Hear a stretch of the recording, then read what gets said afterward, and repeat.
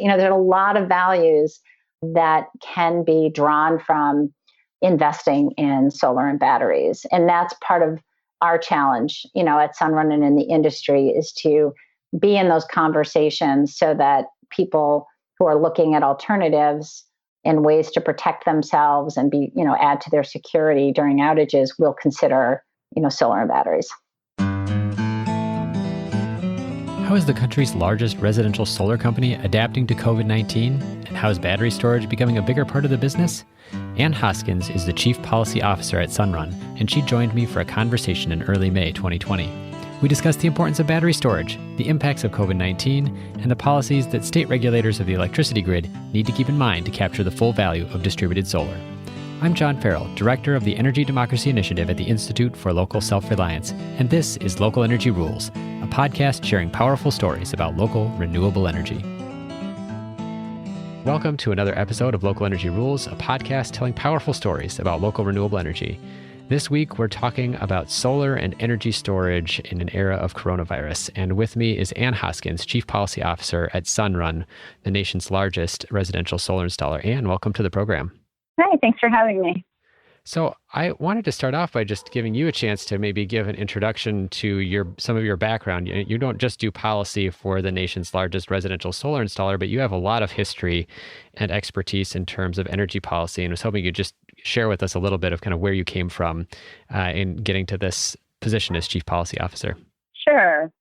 So I have had a pretty long career really in the regulatory sphere. I started out of law school working on telecom policy, where I worked for Verizon and Verizon Wireless as that was sort of becoming a more competitive industry, particularly on the wireless side during the 2000 decade. And from there, I transferred over to the energy world and worked to lead the policy and sustainability work of a large utility in the Mid-Atlantic Public Service Enterprise Group. And it was a very interesting time there as well, because energy companies like PSEG, like Exelon and others were really pushing the importance of competitive markets as we had restructuring that had happened in some of the states across the country. And I learned a lot from that experience.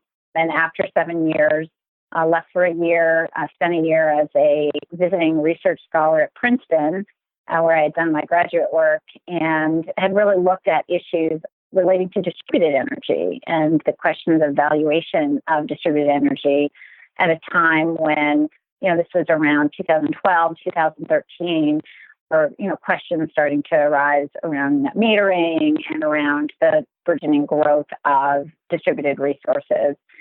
And from there, I was offered the opportunity to serve on the Maryland Public Service Commission as a commissioner. And that was really an incredible experience. I filled out an open term for 3 years. And during that time, I saw a range of really important issues relating to investments by utilities and reliability, some of the challenges related to upgrading very old natural gas distribution piping systems, as well as a major merger case, the Exelon merger.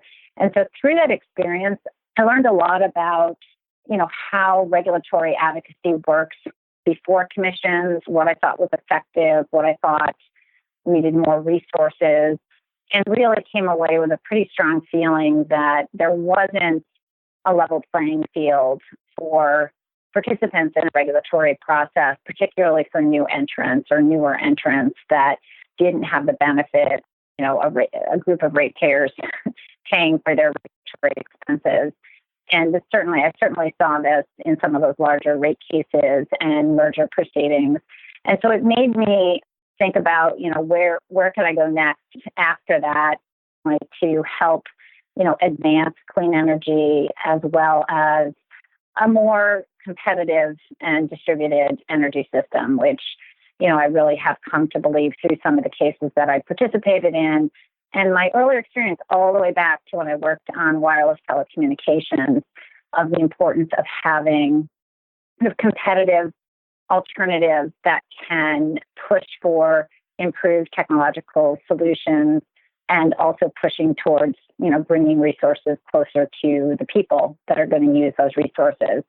So fortunately, as I was ending my term, or after I ended my term at the Maryland Commission, an opening came up at Sunrun, and Sunrun is the largest residential solar and storage company in the country.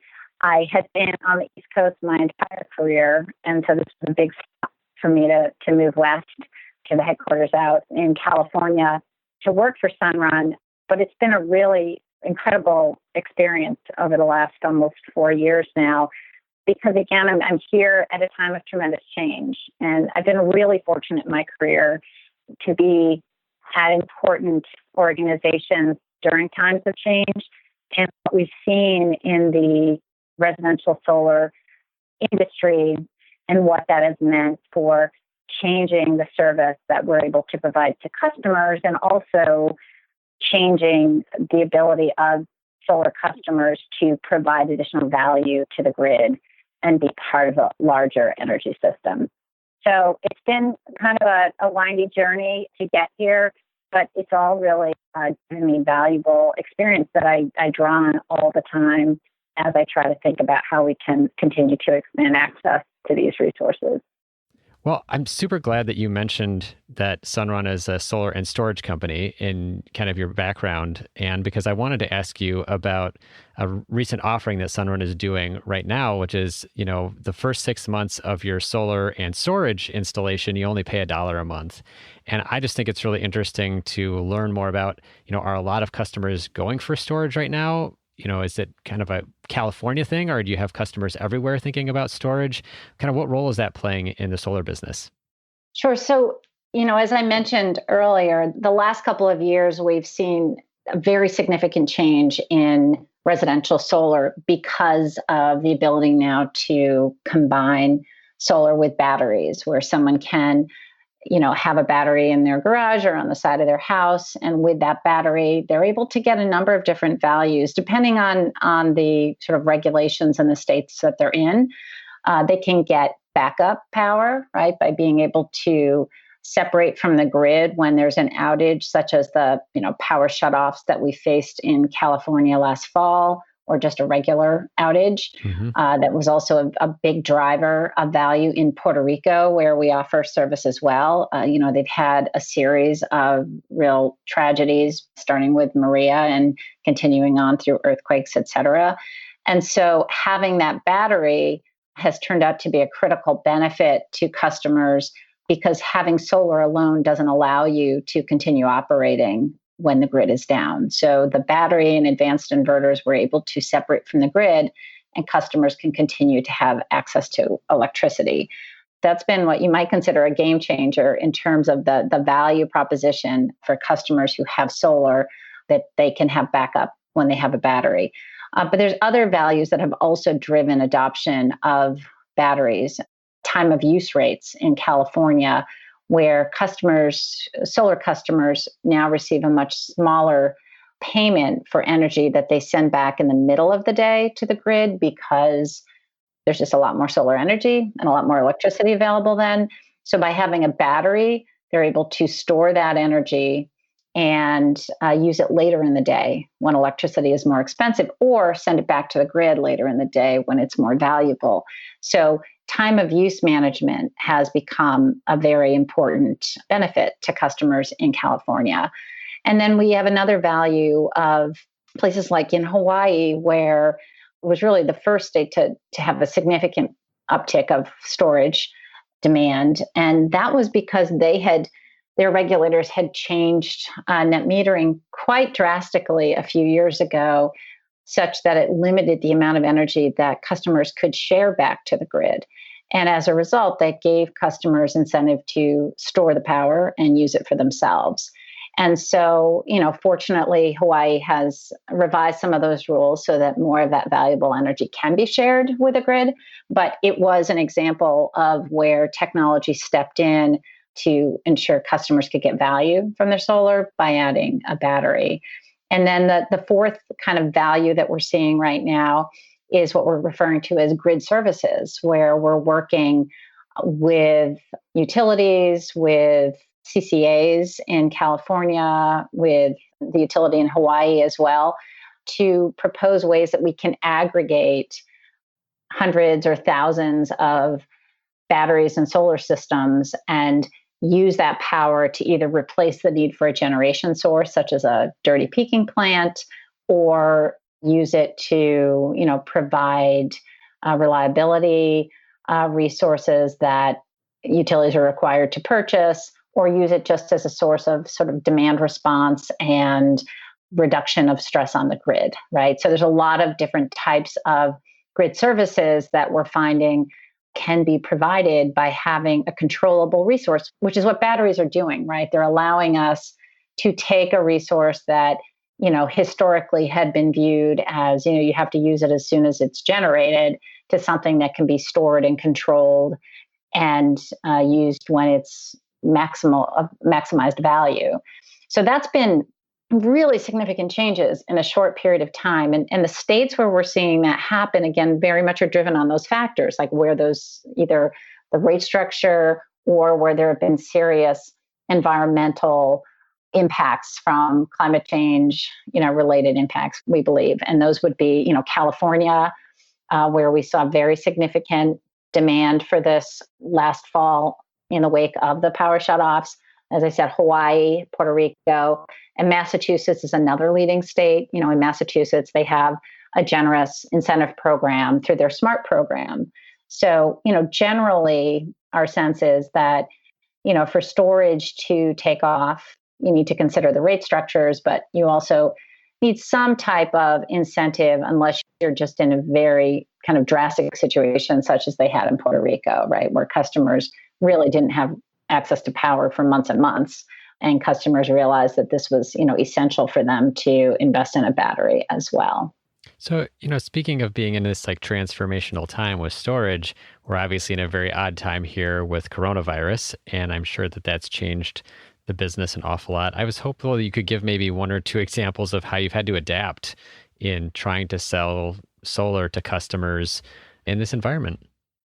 The coronavirus took everyone by surprise, I would say, and, has been, raising very significant challenges for people's health and well-being, most importantly, and also the economy, but also for how all sorts of different types of companies and service providers are able to continue to provide services to their customers.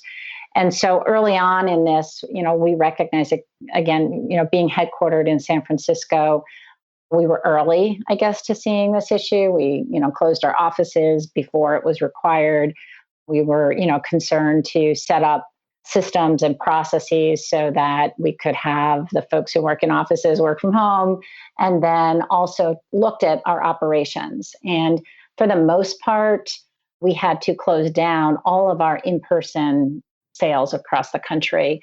A lot of the ways that we typically have sold solar and batteries have been in person, either in stores, in retail stores like Costco or Home Depot, or door to door, or, in other ways of reaching people. And then, when you get the interest from people, we would go to their homes and sit at their kitchen table and, show them a picture of what we could do. And so that really had to change. And we changed very quickly. We adapted and took everything online and digitally so that we were able to reach out to customers. We did have the advantage that customers are all at home right now. So most customers are. So we have seen that a great deal of interest and support from customers to participate remotely with us and to use the tools that we've created and to be part of the process.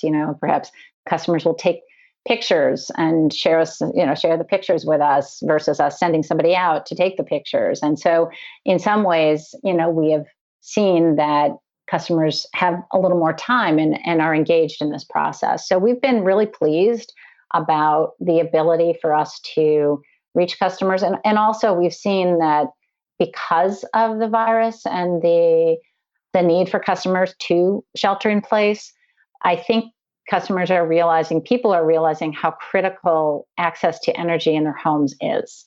And so one of the things that I'm really concerned about in California as we approach wildfire season is that it will be quite devastating for people who are sheltering in place if their electricity needs to be shut off in these PSPS events. this summer or this fall. If you can imagine folks who have run out and they've purchased lots of frozen food and filled their freezers with it, and then they're out of electricity for 24 hours, or people who have medicine that needs to be kept refrigerated, all of those issues that we saw and we dealt with last fall, as customers were trying to find alternatives. And what we saw is some customers were, coming for solar and batteries, but a lot of people, I think, still were not aware of the opportunity. And then other customers were going out and buying these fossil generators, right? Which is very unfortunate. And we're trying to get ahead of it and educate customers and work with utilities to make sure that when they're sending information out to their customers, who are our customers as well, or potential customers, that they include solar and batteries as an option, because it is cleaner and it's an option that, as I mentioned earlier, provides more benefits than just the backup. I mean, the backup will be very valuable when there is a power outage. But when there isn't a power outage, you can use it for time of use. You can use it for grid services. There are a lot of values that can be drawn from investing in solar and batteries. And that's part of our challenge, at Sunrun and in the industry, is to be in those conversations so that people who are looking at alternatives and ways to protect themselves and add to their security during outages will consider, solar and batteries. It's interesting that you mentioned, people buying diesel generators, because I think one of the lessons from places that you work, like Puerto Rico, was having a diesel generator wasn't necessarily a good backup after Hurricane Maria because they had to import all the fuel. And that's something I think people forget, is that, diesel fuel is delivered to a gas station by a truck that has to be able to get there, and it's pumped. The pumps run on electricity. And so there can be a lot of other barriers if you don't actually have all of the resource in one place like you do with solar and storage. Yeah, it's a really good point. When I was living in New Jersey and working at PSE&G, we had Superstorm Sandy.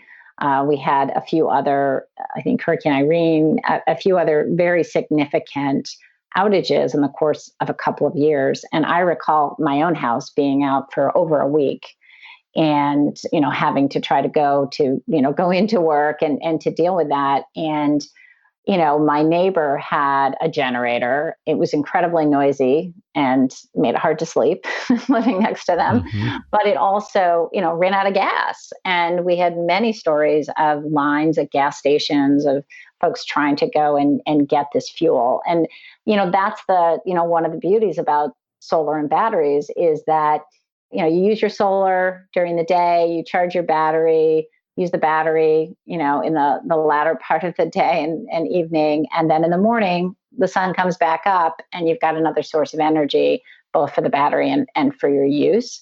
And it truly is renewable and rechargeable. And that is really different than what you face with these generators. And it also, you just have to step back again and ask, what is the cause of these outages that we're having, and the climate challenges, and spewing fossil fuel into the air is not helpful during this time. And I firmly believe that we really need to find more sustainable sources of energy, and we have them, and we have the technology now.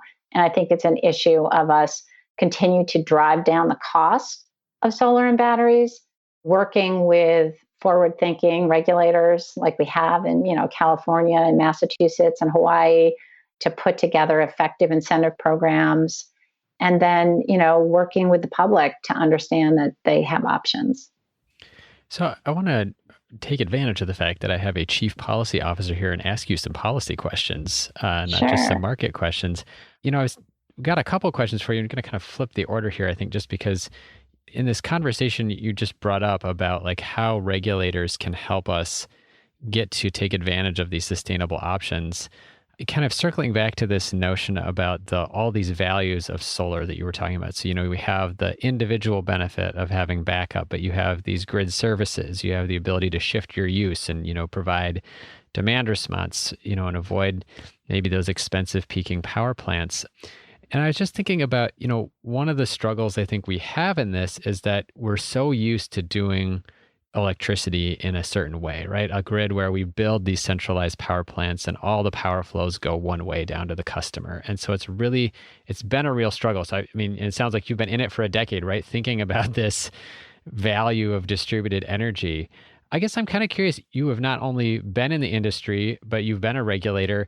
What do you see as some of the most like frustrating, misunderstandings or mistakes that regulatory commissioners make when they think about the role of distributed generation or distributed solar? I mean, just as an example, I was at a gathering of regulatory commissioners a couple years ago, and I remember them saying between meetings or between presentations, there was this conversation about how, oh, well, we've got all this wind down in Texas, but we obviously need gas to back it all up all the time. And I'm just curious, are there other things like that where you see, this challenge of kind of adapting to this new world where we have these technologies that work so differently, but so effectively from the bottom up? I think there are a lot of challenges because it goes back a little to what I mentioned in my intro that, regulators for the most part are set up as quasi judicial, right? Where a lot of the proceedings are very set up as rate cases and, in an adversarial type situation, which can be useful in some cases to test dollar figures in a rate case, but they don't necessarily enable bringing forth the most recent information or creative ideas of, what other alternatives are out there for how you might be operating the or operating the electric system. It's very reactive, really, in that way. You'll have utilities who have already made their decisions and made investments in a network to reinforce the network that they have to meet their reliability obligations.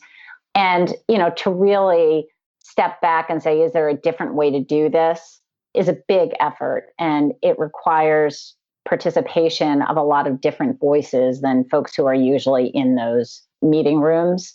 And, I think we've seen certainly places around the country that have tried to do this, whether it's in New York, where they tried the REV proceeding with, in California, where they had integrated planning initiatives, Hawaii's, trying to do incentive regulation, but they're complicated and they take a lot of resources. And this is where I have a concern because I think it's very difficult for competitive companies, clean energy companies, energy efficiency companies to have, the resources to participate in 50 different state proceedings. If they're, we're in 22 states. So let's say even in 22 state proceedings, and to do it in a way with the experts who can provide sort of maybe a counter voice or an alternative view to what the status quo is.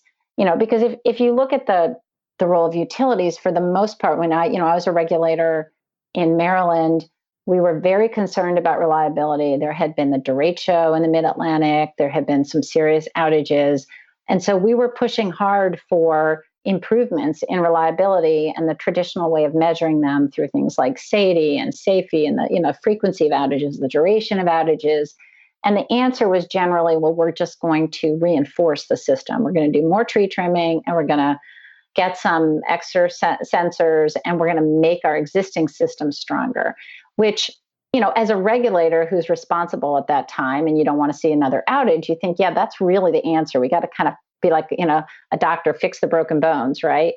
But what we really need to be able to do at the same time is say, okay, well, maybe we need to make sure do no harm, right, with our existing system, but how can we make the investment? Because there probably is a better way, right? Mm-hmm. These systems were created over 100 years ago. They're getting really old. They're very expensive to fix and to replace. I mean, to, just replace a transmission line or even extend some of the transmission lines.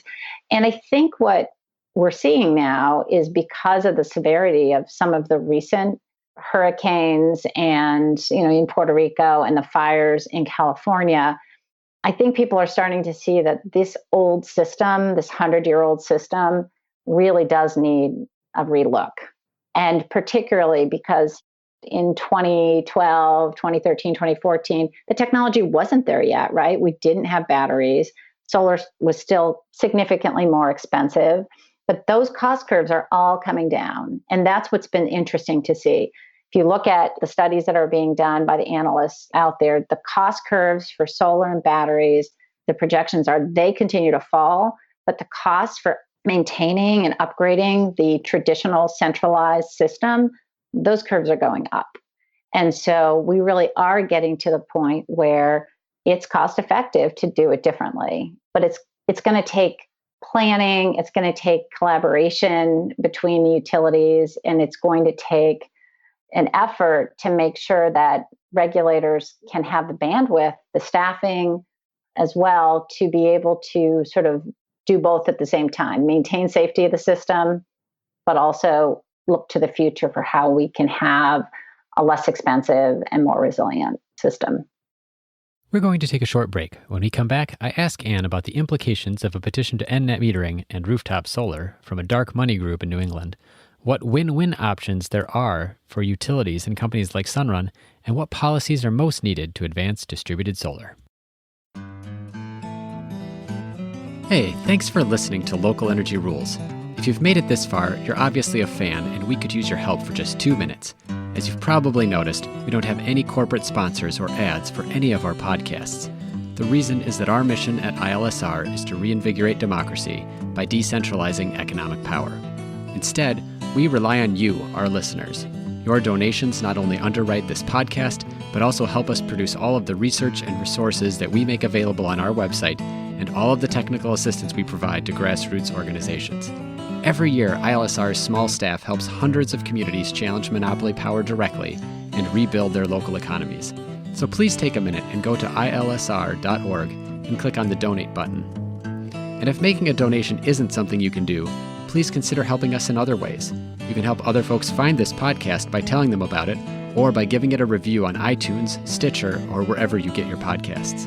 The more ratings from listeners like you, the more folks can find this podcast and ILSR's other podcasts, Community Broadband Bits, and Building Local Power. Thanks again for listening. Now, back to the program. You mentioned in that some level of coordination of the different parties there, and obviously utilities play such an important role in the system. They've got a lot of the resources, they control a lot of, and they do because many of them have monopoly either over the distribution system or in a lot of states over generation and transmission as well.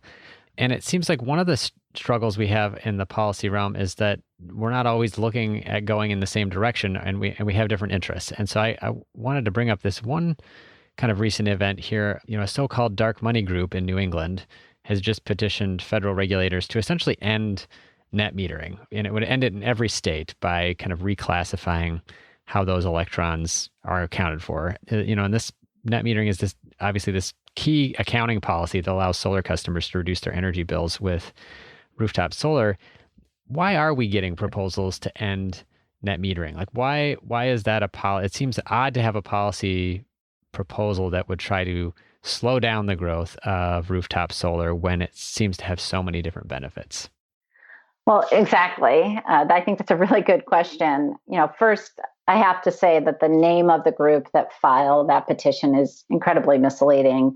We don't believe they represent ratepayers. It is a dark money organization that will not release the names of who their supporters are. So that's a really great concern, particularly because there's such an important role for ratepayer advocates, right? I mean, those are typically public servants or nonprofits that are out there thinking about consumer interests and often environmental interests. And it's very disconcerting on the face of it to see a group give itself a name that does not seem to be related to who's really funding it. So we're concerned about that.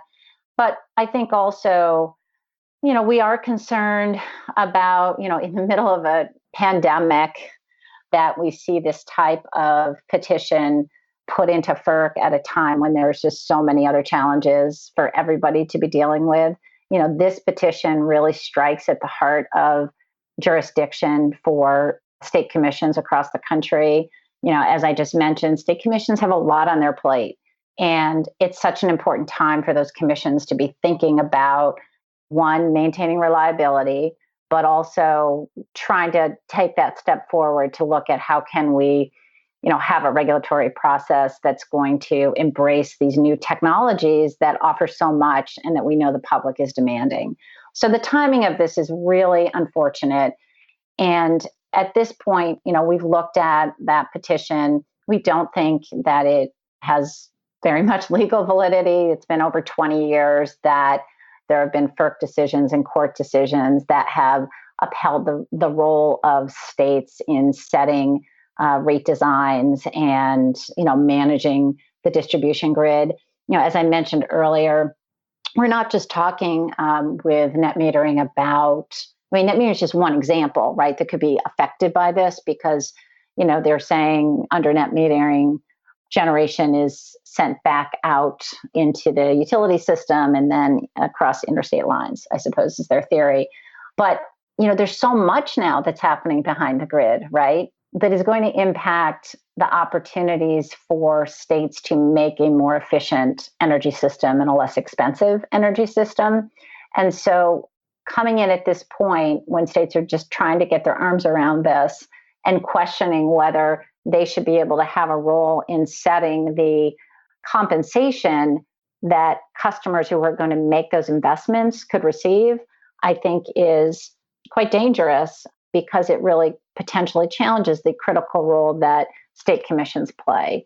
And, as a former state commissioner, I know, state commissions have the ability to dig in more to local situations, right? Whether, to understand what's really valuable to the citizens of that state in terms of whether it is reliability or is it clean energy or is it, economic issues. And that's something that FERC is not well positioned to do. FERC is well positioned to look at the bulk power system, to look at reliability in a much aggregated level, but to actually put in place regulations that are going to, hopefully encourage customers to save energy, encourage customers to share energy, encourage them to make investments so that the overall ratepayer base doesn't have to.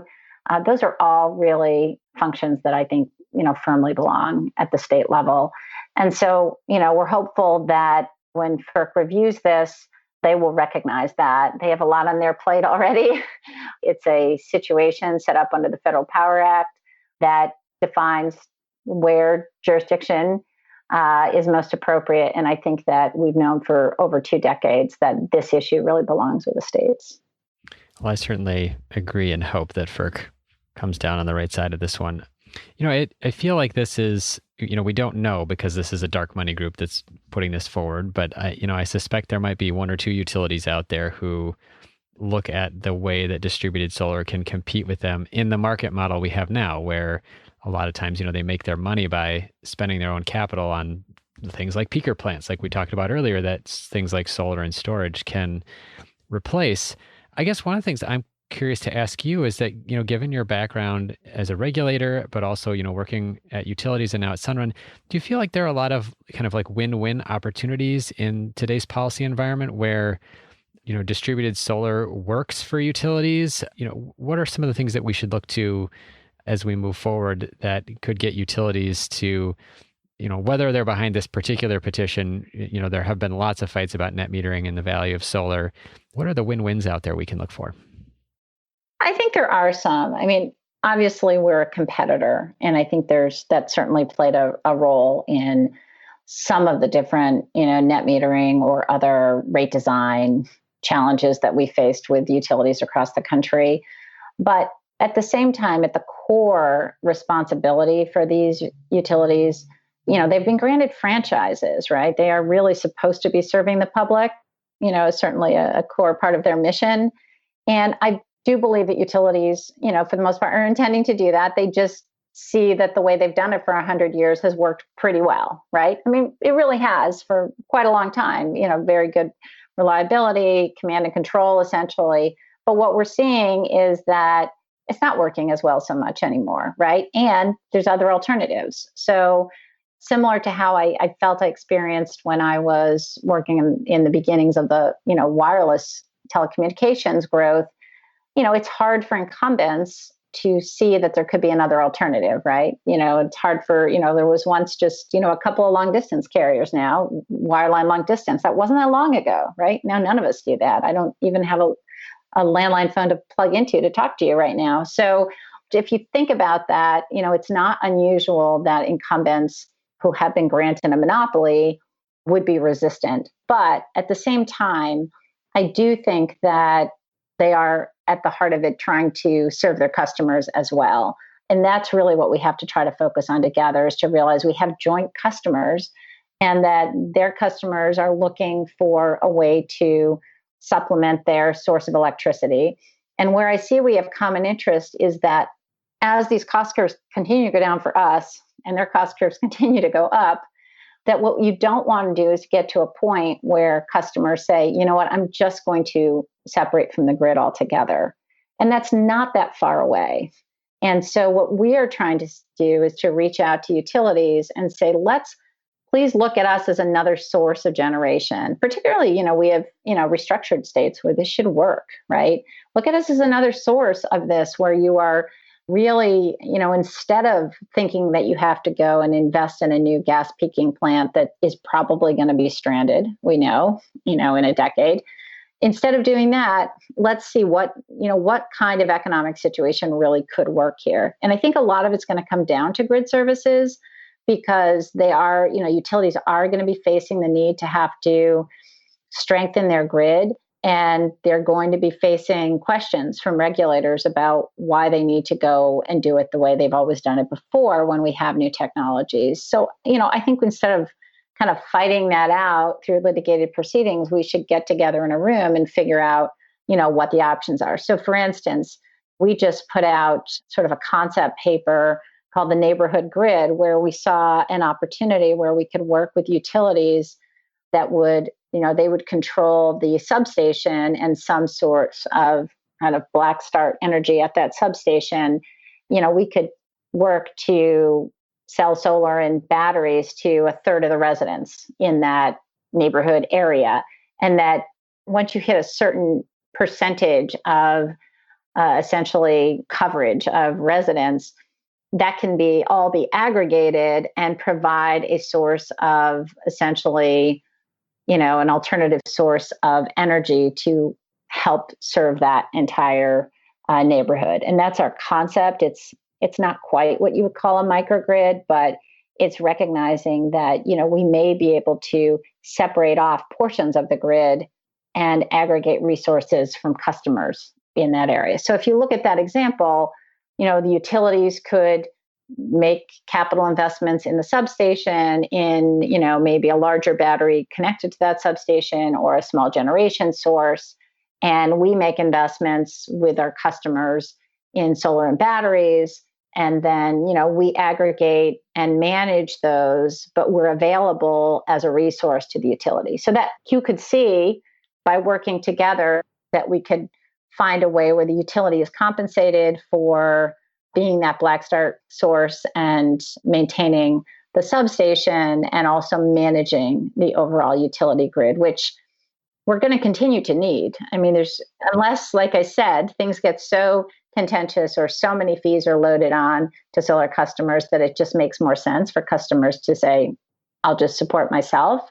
That would just be so unfortunate because then you're not optimizing those resources. So long answer, but I remain optimistic that there's ways we can work together, but it'll work a lot better if we don't have these kind of in the dark of the night proposals to try to upend everything we've done, Right. But instead to come together and say, what can we do together to improve the grid and improve the energy system? Yeah, I'll have to put a link in the show notes about Naomi Klein's disaster capitalism as one theory about why this proposal is coming at this particular time around net metering. So I guess I wanted just to ask you one quick question, one follow-up on this like neighborhood grid concept, and I will definitely share the paper as a link on the show page.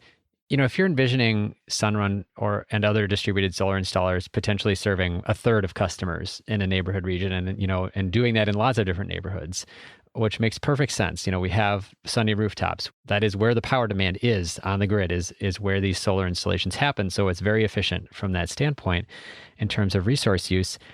Somebody that would have otherwise built something bigger and centralized and, of the 100-year-old style of the grid is not going to build something. So it seems to me that we have to at least acknowledge as a necessity here somebody is going to make a little less money than they did before unless we're going to pay them a much larger rate of return on a smaller amount of capital.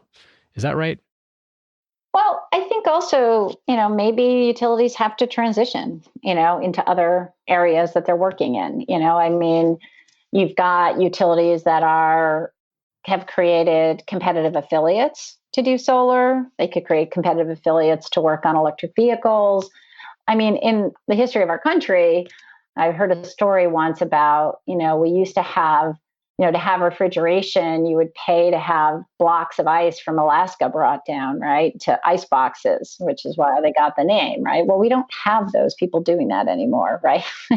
We created new approaches that were more efficient. So I've always been concerned about this kind of going in hypothesis that the only way we're going to be able to allow distributed resources or competitive solutions to grow is to maintain the status quo for utilities, to make sure they're kept whole, right?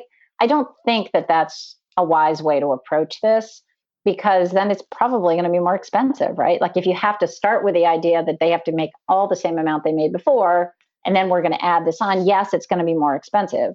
If you could approach it instead as, let's look and see what is the service utilities can best provide, and what is the service that we need utilities to provide. Recall, the reason that we have regulated monopolies is because there were market failures and there were economies of scale, right, by having a utility with its own franchise. And I think the issue now with technology, and it was the same issue that Ma Bell faced, right, is there still a need for that? Or are there opportunities where you can allow alternatives to come into the market, drive down prices, bring new technology, and improve the social welfare? And that's an important role for regulatory commissions to think about. And that's an important issue for legislatures to think about, right, who created the regulatory structures. But, I don't think you have to upend all of that, but I do think that it's really important that we ask those questions of, where do utilities have the comparative advantage, right? And I think where they do, in my mind right now, is that we do need a distribution network.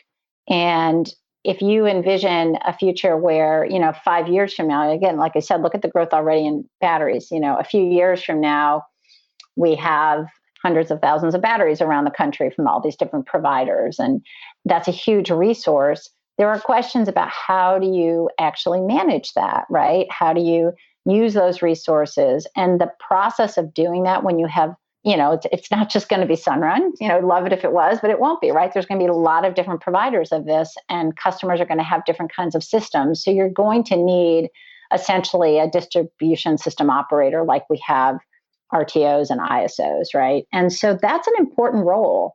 And that's one that, was an easier job to do when they controlled all the resources, right? But they're not going to control it all. So that to me is something that will bring value, and they will be particularly well situated to do. And then, again, you are still going to, likely going to need some centralized generation. We're going to have transmission lines to go out to. I'm not saying the whole future is just distributed, right? We have lots of great opportunities with offshore wind, with, onshore wind, solar. Those prices continue to fall as well. So operating that and that interaction between the distribution system and the larger grid, there's like plenty to do, I guess is my point. I just think we need to approach it as, how do we have a goal? Like, what are our goals as society? And this is where I think incentive rate making makes a lot of important role too. What are we trying to achieve here? We need affordability, we need reliability, we need cleaner energy. And if you look at if you go on the websites of our leading utilities, they pretty much all say that that's what they're aiming to do, right? They want to have clean, affordable, reliable energy. And we say we want to have clean, affordable, reliable energy. So let's figure out how to do that together and really focus on how we can optimize where you can get that solution, the best. So, Anne, just one last question, which is, let's say the dozens, hopefully hundreds, maybe thousands of listeners to this podcast are all just hankering to go out there and write a letter to a legislator or a Public Utilities Commissioner or a utility executive about what we need to change, what policy we need to adopt, what would you say? Like, what's the thing kind of front of mind for you right now in terms of how do we change the rules to make this system work more like we want it to reach those goals? Well, I say two things. One is this issue of access. I think it's really important that regulators recognize that there are increasing numbers of people who care about this. And traditionally, a decade ago, you would have, the same parties showing up all the time, the same lawyers showing up all the time. When I was at the Maryland Commission was the time when Uber and Lyft were seeking to get approvals. And we saw, a lot of individual customers or interested, people sending in thousands of emails. And I remember, folks thinking like, well, how are we managing this? It's a little different than the typical response that you might get at a rate case and people showing up at a hearing.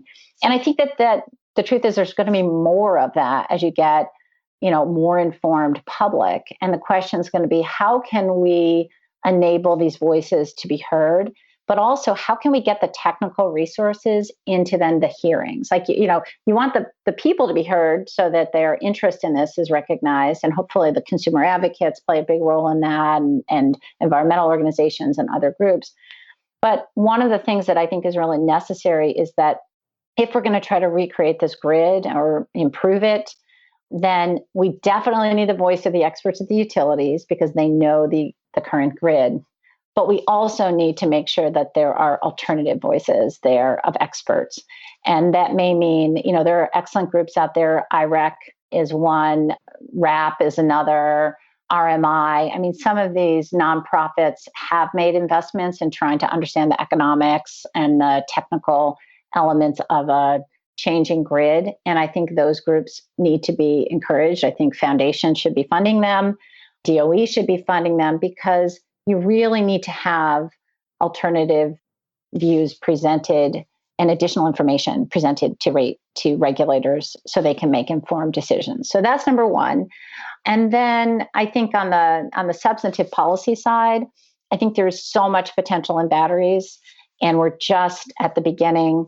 And we've seen some states, California with the SCHIP program, Massachusetts, with their smart incentive program.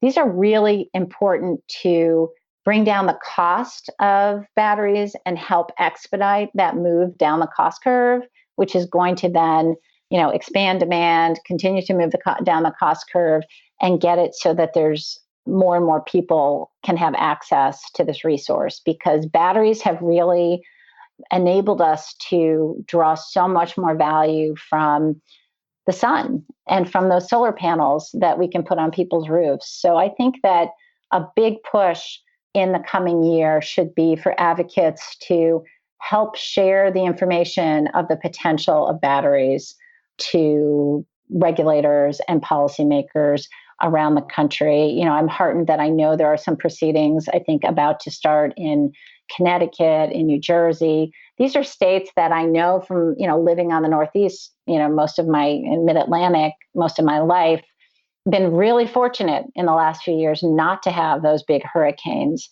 But when that happens, we're going to see a repeat of what we've seen out here in California, the wildfires, where customers are going to say, I really wish I had my own source of energy that I could rely on when the larger grid doesn't work. So that's what I think will be really important and exciting for advocates to learn about and engage in the coming year.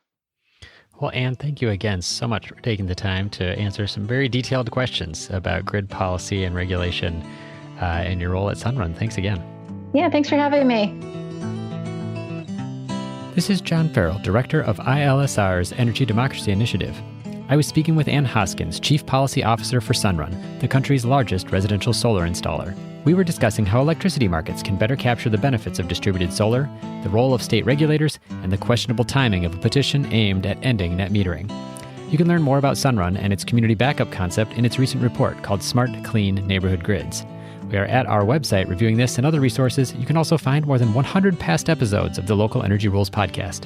Until next time, keep your energy local, and thanks for listening.